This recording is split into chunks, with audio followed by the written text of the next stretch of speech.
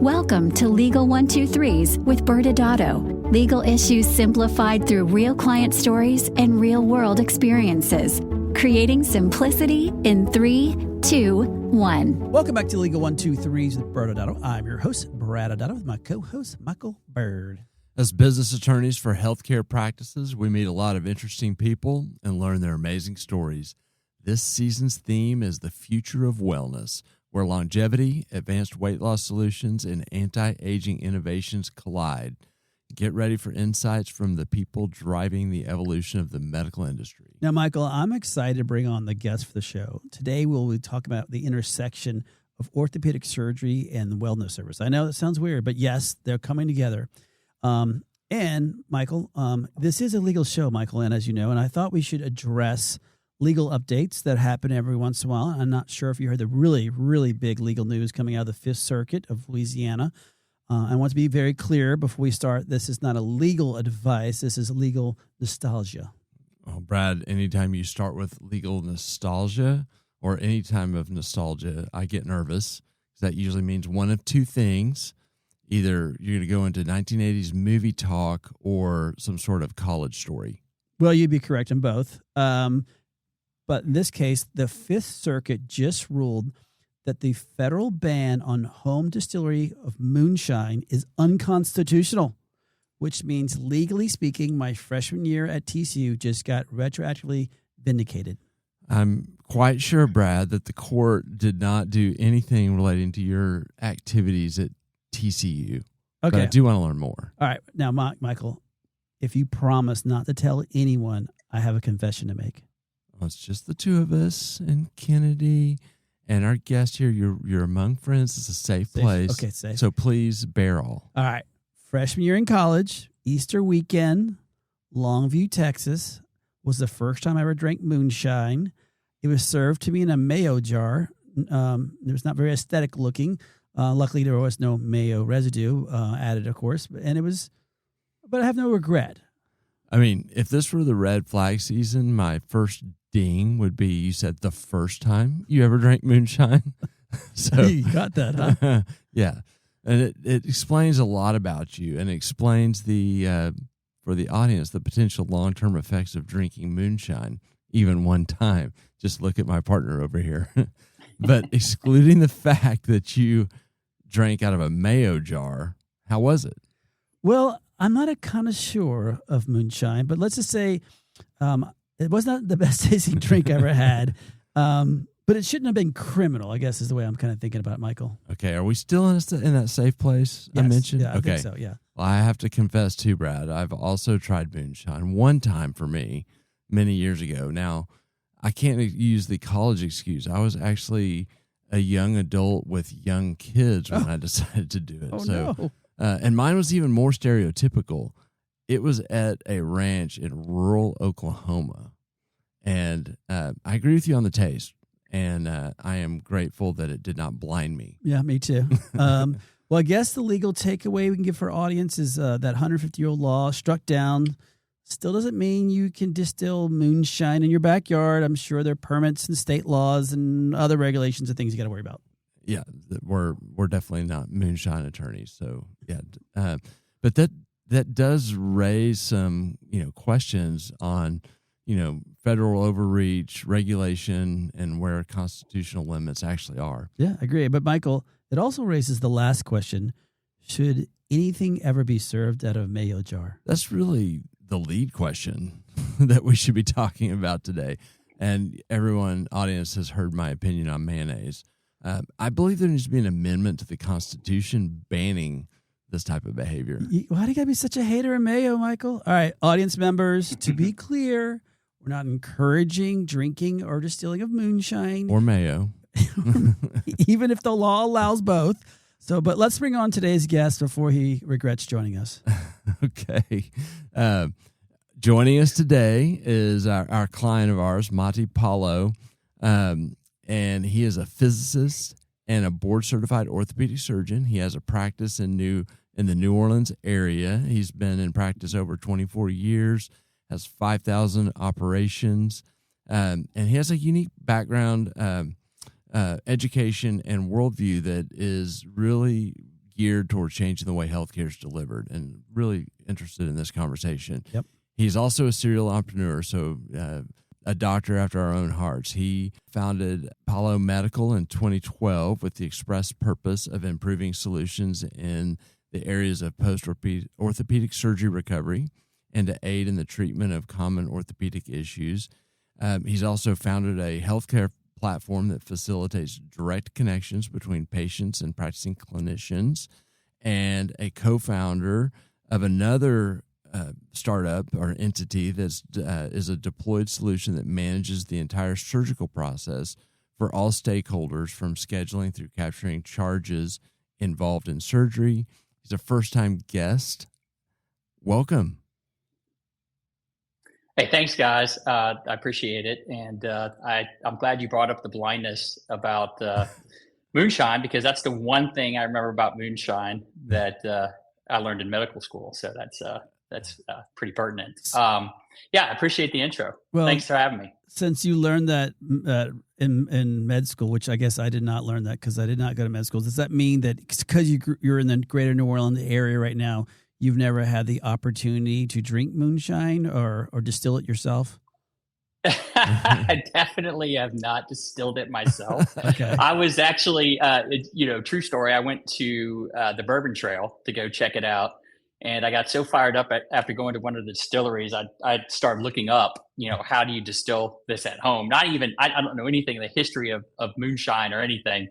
And, you can imagine I got like about, 10 minutes into my search, and I realized that it's illegal. I guess that's where all the moonshine talk came from, because I was so fired up. They gave me such an in-depth explanation at one of the distilleries. I'm like, I'm definitely doing this. I'm a science guy. I am so in. And I was disappointed. So maybe that rule will change with the new information, the bomb you dropped today. Yes, exactly. It kind of lines up with healthcare. Like every time you want to do something, you find out there's some law that affects what you can do. Oh my gosh, that is so true. So true. Well, I'd love to kind of start with some introduction and talk a little bit about your path as a physicist and a board-certified orthopedic surgeon. If you want to talk a little more about any of your startups that we talked about in the intro, I'd just love for the audience to learn a little bit about you.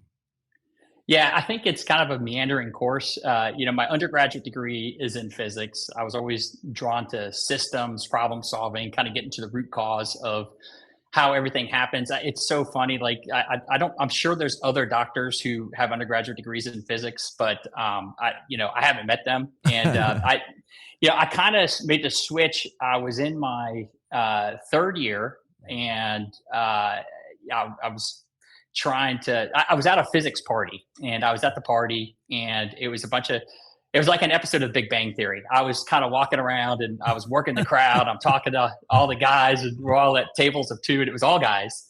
And I kind of flashed forward to the future. I was like, gosh, I don't know that this could be the rest of my life. And then the next semester, I took honors zoology course, and two things struck me. First, I was really drawn to the biological systems, right? It kind of getting to the root cause of biology. And the second thing was there were girls in my class. So those two things were highly instrumental in my transition from physics to biological science and ultimately medical school. But it's pretty interesting. And the background affects how I look at wellness and all those pieces too, kind of getting to the root cause of everything. Well, that's smart. I think you made some good decisions there. And talk about your practice. Tell us about your practice now. Yeah, sure. Yeah, so I am in private practice. I have run the gambit. I've been employed. I've been in a group practice, and I've been in private practice. I'm a solo practitioner. I do predominantly surgery of shoulders and knees, but I kind of do everything. So, like you mentioned, I kind of have been a bit of an entrepreneur. I have a few other, besides the software and my medical practice. I was a co-founder in a hospital around here, which has been great.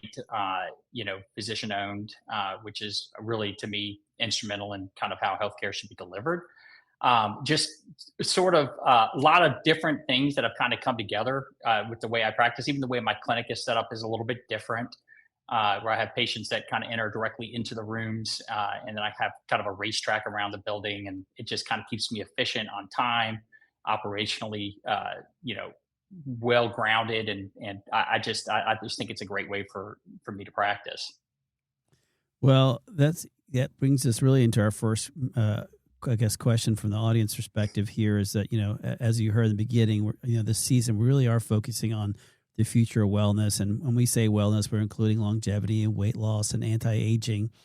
But what's your why for moving into the wellness, and what is the problems that you're trying to solve from a traditional orthopedics, which is, again, it doesn't really fall into that normal category with orthopedics? Yeah, so I think the why is just kind of this big gap between the way traditional medicine practices and what patients are actually looking for. So one of the things I'll never forget, one of my first businesses in paleo-medical, you mentioned that in my introduction, was I had the IP around a cane that helps you stand up from a seated position. Long story short, I did everything for this. I was a surgeon, right? I know how to do everything. So we could have a whole podcast on that stupidity in my past. But I manufactured in China. I went on QVC. I got it registered and cleared through the FDA as a one-man show, right? Wow. I was on fire, and this is all while I was doing my orthopedic practice. But one of the things that I really got humbled by was sales and customer service. And because I did all the customer service myself, I would do outreach and I would talk to a lot of times it'd be these senior citizens, and they'd be, I had so many funny stories, but these guys who would get me on the phone, they talked to me for an hour about this cane and how it changed their life and all of these pieces. And it really, gave me a sense of kind of the problems that people have, what they're looking for. And I really do think that there's a gap between what we provide as clinicians, as doctors, and what people are looking for. People are looking for that Starbucks experience. You walk in and you go up to the counter and you order your coffee. They call you by your first name. They look in the eye. They teach you the Starbucks vernacular. I took me I was a slow learner. Probably took me 5 or 6 years to kind of learn the venti and grande and all that. I still get it backwards sometimes, but just the way they have consumerized it. And that's what people, I think, are looking for in healthcare as well. And then from an orthopedic standpoint, I think, there's a big fragmentation issue, right? Meaning that we have, I'm a surgeon. You come to see me for surgery, right? Oftentimes you're not optimized, right? We have all these rules, right? Insurance, in order for us to pay for it, sometimes they're saying, hey, this patient needs to have a body mass index under 40 before you can even operate on them. Well, these people have tried everything, and now they can't exercise, and they can't get the weight off. And so, I mean, that's just one side of it, and right. Then, the other thing too is affordability. You trying to keep the cost down for these guys. So the patients have the same problems. It's access, it's cost, it's they have these things that they're trying to solve, and we are kind of in the position to kind of help them along the process. I do different things in my practice, and it's sort of like not just the wellness side, but it's also the financial side, and kind of talking to them. And look, this is something that's completely changed in my career, because probably 15, 20 years ago, if a patient came in, I never talked money ever about what a service is going to cost. And I just assumed when I ordered physical therapy for somebody that they were going and they were getting their physical therapy. They're going 2 to 3 times a week. And then when they would come back to see me and they would say, well, I couldn't afford the copay, I was like, what are you talking about? Right? I ordered it. You have to do it. Right. Yeah. So, that piece has kind of changed too. But I think the biggest thing, honestly, that's drawn me to the wellness side is kind of that optimization of the patient, kind of helping them, as they are trying to figure these pieces out. How do I keep my bone health, good? How do I get the weight off? All of these things. And, even some of the other wellness things that are less well known. Red light therapy is an example that I use all the time. As a physicist, I was fascinated by red light. I was totally going into it expecting it to be bogus and not a real modality. And as I got into the research behind it, I realized there's like more research around red light therapy than there is around a lot of the things that we give every day. So it really is pretty interesting and funny how these things have morphed. But to me, the wellness and orthopedic mix is natural, right? People are trying to thrive. They're trying to live healthier lives. I'm in a position with my knowledge and expertise to try to help them in that direction. And if I just take a shoulder, Brad comes to see me for his shoulder, and I'm like, well, Brad, you got a rotator cuff tear. Well, that's only part of the story. How did it tear? What happened? What led up to it? Number one, how do we optimize you for surgery as we go in to do it? And then ultimately, how do we help you recover better? Right. And a lot of these things are kind of in the wellness side. So I kind of see it as an intersection between the two. And I kind of see that where the future is going. I'm interested too. That's so fascinating. And it makes so much sense. For the audience sake, an orthopedic practice is typically, has a heavy insurance bent to it. Do you have kind of a mix of kind of cash pay elements to your practice and insurance, or talk a little bit about those things that you face as you're integrating some of these, kind of wellness concepts into your practice? Yeah, that's a really hard question. And that's actually, on the list of challenges I have, right? How do we separate out the cash side from the insurance side? And the short answer is I have both, right? So I have services that insurance in no way, shape, or form is ever going to cover that I believe in. And I have cash prices for those. And then of course I have, the regular challenges of cash pay in the orthopedic practice. How do you separate the two? And I think it's a fundamental question. And I'm very transparent and open about how I approach this with the patients. And like I said, 15, 20 years ago, I never talked about cash, and now it's part of every conversation. And, kind of the cost to benefit ratio of different treatments that I'm doing and what can they do. And I do try to keep them separate, but I do have modalities that kind of cross over into the two. And I have it set up as separate businesses for myself. I'm sure there's lots of other ways to do it. Yeah, it's super complicated, and we could probably talk for a long time. It's a big problem that we're helping clients solve across, multi-specialties. But it's really fascinating because you're coming at it from a place of, a gap that you see for the patients that will help them and why they believe they're showing up. Kind of the Brad shoulder example. By the way, all that's correct. I do have a teared rotator cuff, and I do need surgery. Sorry, I don't think I broke any hip in there because I don't know if we've ever talked about that. No, we haven't. We've talked about it on the podcast because there have been phases I've had to lift his bag into the overhead on the airplane, and I've made sure to tell the audience about it. It's gotten better. You're a good friend. There's strings attached to the help I provide. Yes, that's right. Your name is listed first. Oh, well, another interesting thing about biologics is that it's a hot topic, and it's, kind of on the, the cutting edge of medicine. And so what we're seeing is that there's, there's a lot of bad actors out there. There's a lot of, differing phases on not just the research, but where does it stand on the FDA, from an FDA approval process. So what recommendations do you have on how to talk about the health benefits that can come from these treatments? Yeah, that's so hard. First off, I have a interesting practice in that I have kids all the way up to, 90, 100. One was probably the oldest patient I've seen in the last month that I know of. So you kind of have this range of people, and first of all, it's very interesting to me where they get their information. Okay.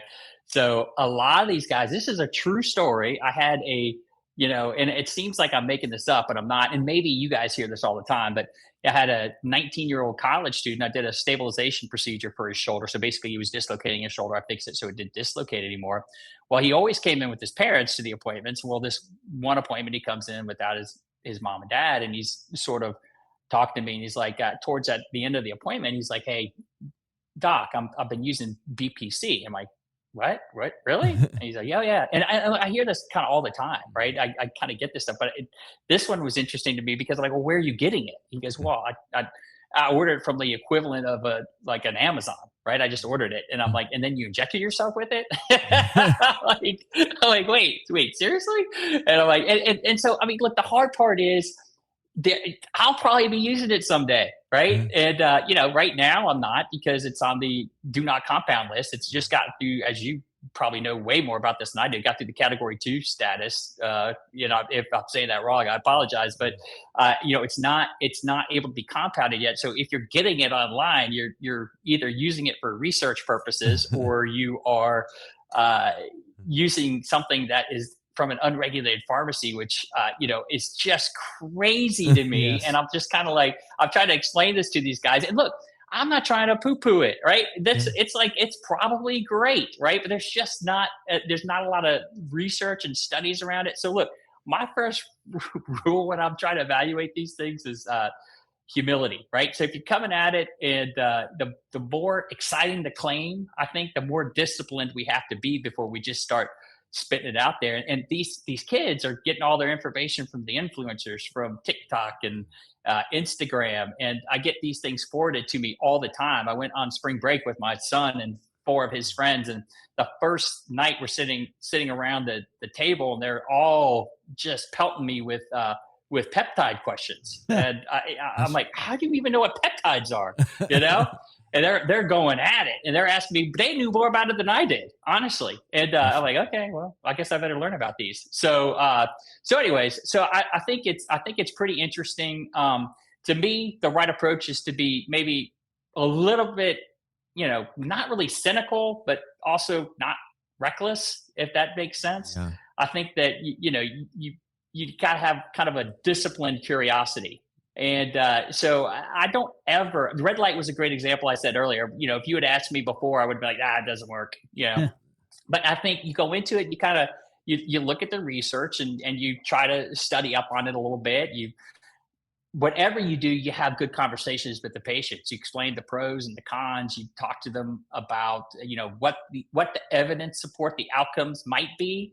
But you've just got to be honest with them and tell them you don't really know, because guess what? There's not a lot of great studies out there on this. And why aren't there studies, right? I could go, this again could be a whole other podcast, right? But, in orthopedics in particular, about 67%, somewhere in that range of our studies are level 4 studies, which means, hey, I did this to 20 of my patients and these were my results, right? It's not kind of real evidential. But you think about what would it take to do a prospective double-blind study on a peptide therapy, right? Well, you'd have to have 100 people agree to get the procedure and 100 people agree to get a placebo injection, right? No one's going to do that. I want to do it. But then plus from the wellness side, I'd have to be doing that for free. So I'm paying for the compound. It's not like I have a sponsor for it. Yeah. So it's really hard to kind of get there with this. So I approach it kind of with a framework and first, what's the claim that's being made, right? Is that real? It can't be generic. It can't be, this is for optimization or regeneration. We really need to say, hey, specifically, what is the outcome that's being implied, right? Second, is there evidence? Is there any evidence around it? What is the quality of the evidence? And that kind of speaks to what I was talking about a minute ago. You might have a small case series. Are there big, meta-analyses of these, and then the third is it standardized? PRP is a great example of this, right? So PRP, it is technically a biologic. It's not a peptide. And I don't mean to kind of conflate the two, but, PRP is, for years, we kind of didn't know, does it work? Does it not work? And it turns out there's not a lot of standardization of how many platelets you're getting. And it's a big difference between, a 10x platelet and the 4x platelet dose. And so, that's pretty interesting as well. And then we kind of alluded to this, the risks, what are the risks of this procedure? Is it worth the risk? Do we have enough evidence in one of the first, in that second bucket? And then finally, probably as important is who's benefiting from it financially. And I'm not even saying that financial benefit's wrong. It's just, it should be transparent. And so I think it's interesting. It's an interesting space. And I think everybody has to develop their own framework that works for them. But I think, that's one of the roles that we can do as physicians. We've had the training, we've learned about it. And I think we can learn to have these conversations with our patients about what works and what doesn't work. Here's what we think. And then, of course, I know you guys as attorneys know how important informed consent is, right? Let's make sure that we have all the information out there and have it documented properly and explained properly. And that's a whole other conversation.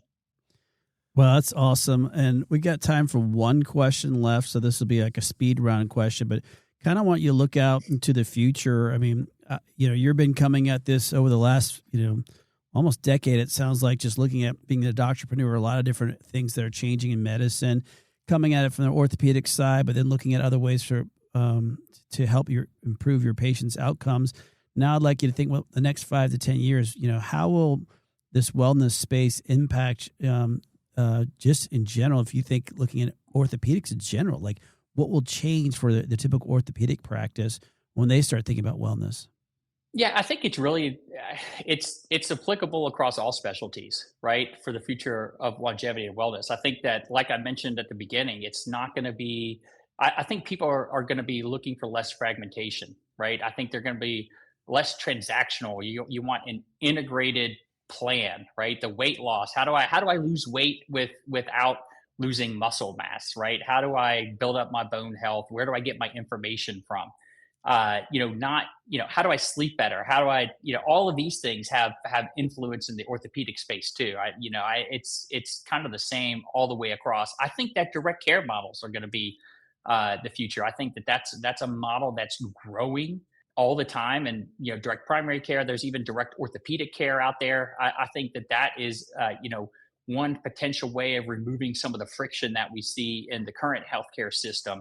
And it also allows the integration of these pieces. So I really think that's going to be a big piece of it moving forward in the future. I think wearables data has big time orthopedic implications, but also general wellness. I have my own wearable. I kind of track my sleep, and they say you can't change what you can't measure, and I am a testament to that, because I have gone from probably averaging 4 to 5 hours of sleep a night up to 7, which is huge for me. So it really does work. I think recovery is going to become a legitimate piece of healthcare. I think, the way I hope things go is I hope that we kind of shift that wellness continuum from sick care, kind of on the left side of the continuum, to kind of preventative longevity wellness. And that's where I hope things that are going to head. And I hope that some of the regulations are kind of fixed up a little bit more clearly. I know you guys are a big help to those pieces. So that's my hope for where it goes, but not just across orthopedics, but across medicine in general. I think that basically, like I said earlier, improving access and cost for the patients, and for the physician side, kind of improving that doctor-patient relationship, taking care of some of that administrative burden, maybe limiting some of the burnout. These are all things that I hope that we can kind of get towards, and that's where I think things are heading. Because I think people have honestly gotten to a point where they're very frustrated with the way things are currently, and I think there's a lot of opportunity. I'm excited about it. I think there's a lot of cool things coming out there. Fascinating. Well, we've, believe it or not, sped through our time. Thank you so much for joining us on the Legal 1-2-3s with ByrdAdatto. We're grateful for you, and we'll go to break and come back with a quick wrap-up. Appreciate you. Sounds great. Thanks, guys. Many business owners use legal counsel as a last resort rather than as a proactive tool that can further their success. Why?